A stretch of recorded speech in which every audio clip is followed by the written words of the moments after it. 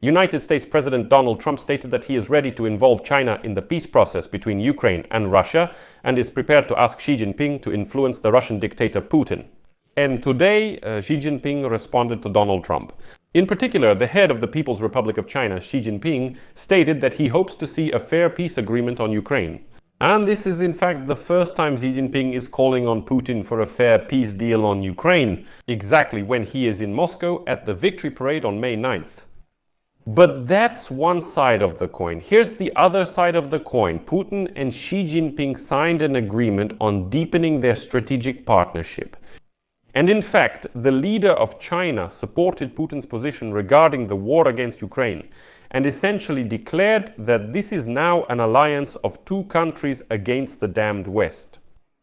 My name is Alexei Peci. Today is May 9th.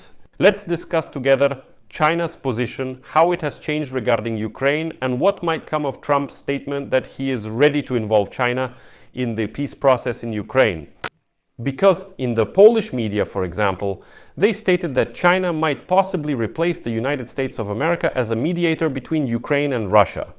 So let's go through everything step by step.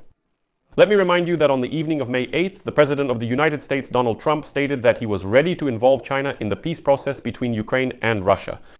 When asked by a journalist about the possible assistance of China in, as the journalist put it, bridging the gap between Ukraine and Russia, the President of the United States replied that he considered it appropriate and hoped for success. Trump noted that ending the hostilities would be a major achievement and that the United States is actively working in this direction, being close to achieving this goal. Quote, "If we can stop the hostilities, it will be a major achievement. We are trying very hard and I think we are close to this." Here I would note that Beijing allegedly supports efforts aimed at the peaceful resolution of the war in Ukraine and calls on the parties to focus on finding the causes of the conflict. At the end of last month, Beijing urged Ukraine and Russia to clarify the origins of the conflict. It should be noted that despite the strong trade ties between Russia and China, official Beijing has repeatedly denied supplying weapons to either side of the conflict. Meanwhile, Chinese representatives claim that they have no involvement in Russia's war against Ukraine. However, there is considerable evidence indicating that China is at least helping Russia circumvent Western sanctions, which in particular supports the Kremlin's military efforts. And here, before moving on to the reaction of Xi Jinping, who today responded directly to Donald Trump, I want to quote the words of the head of the Polish Foreign Ministry, Sikorski, who stated that if, for some reason, the United States' efforts to mediate in ending the war between Ukraine and Russia fail, there are other countries that can also play a mediating role, and first and foremost, this is China. Next, I will quote Radosław Sikorski. Of course, we wish the United States success in its mediation efforts, but if this track fails, there are other candidates. There is Turkey, which maintains communication channels, and then above all, there is the People's Republic of China, which has unique means to make Putin sit down at the negotiating table. Well, Xi Jinping responded to Trump today, and many Ukrainian media outlets spread this quote from Xi Jinping as a symbol that supposedly the position of the Chinese leader has changed. Because Xi Jinping, for the first time, stated that he hopes to see a just peace agreement. As noted, Xi Jinping told Kremlin head Vladimir Putin during a tea conversation in Moscow on May 8th that China hopes a just, lasting and binding peace agreement, which will be accepted by all interested parties, can be achieved through dialogue. Well, although Xi Jinping did not specify what this possible agreement should look like, the comment apparently became the first instance when the Chinese leader personally outlined the principles of an agreement to end Russia's war against Ukraine. Importantly, Xi Jinping's remarks echo the March statement by China's Foreign Minister Wang Yi, who said that all sides of the conflict want, quote, a just and peaceful, lasting agreement that is binding and accepted by all. Xi Jinping's remarks also came after Trump said it would be natural for him to ask China to help with a deal between Ukraine and Russia. In a social media post, Trump called for a 30-day ceasefire to pave the way for negotiations, threatening to impose additional sanctions in case of a truce violation. Both Russia and China have stated that Russia's war against Ukraine can supposedly be resolved only by addressing the root causes.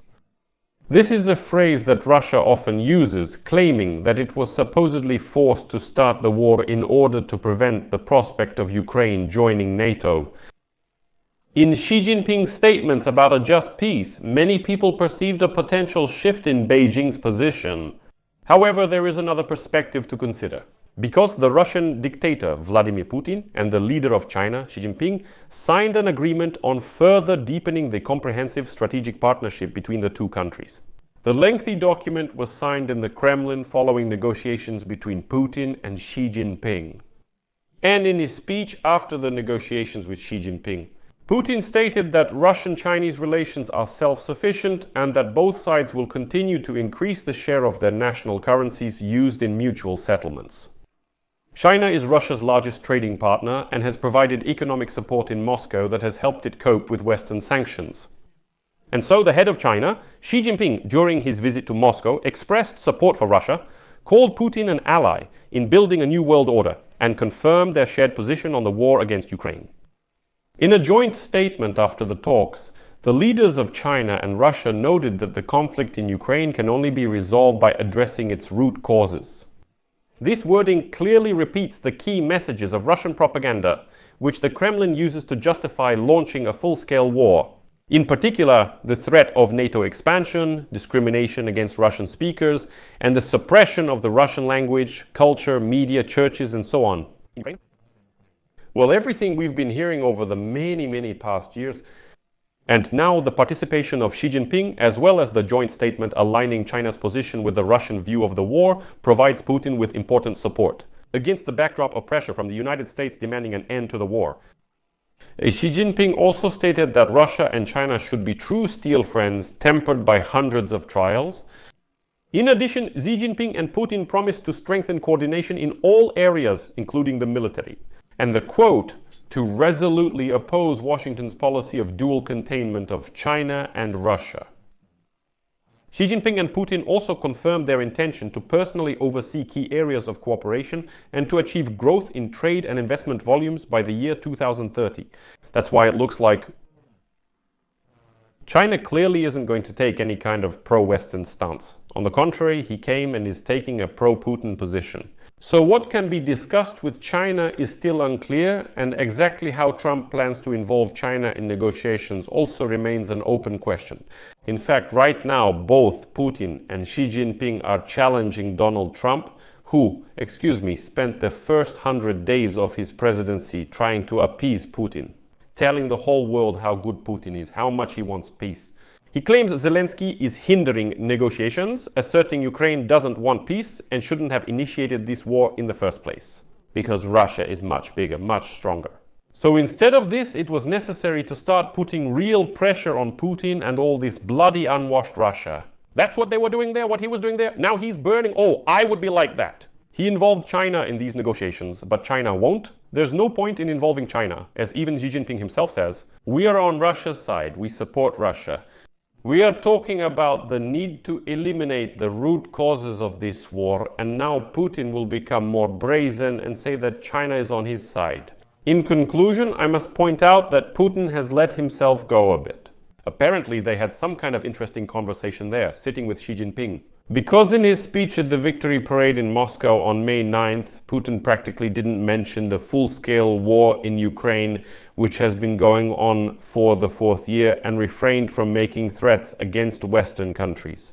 In his speech, which lasted about 10 minutes, he mainly talked about the feats of the participants of what they called the Great Patriotic War, who, as Putin stated, bequeathed to us the duty to defend the motherland, to be united, and to firmly uphold our national interests and traditional values. Putin stated that all Russians support the participants, the so-called ones as he calls them, and he says that supposedly these participants continue the struggle. A quote about the outrages committed by supporters of Nazism, Russophobia and anti-Semitism. This is how, it turns out, anti-Semitism manifests itself in Ukraine, which Putin is now fighting against. In case you didn't know. But here's what's important. In previous speeches on May 9th, Putin talked much more about the war in Ukraine. In 2022, for example, he devoted almost half of his speech to this topic.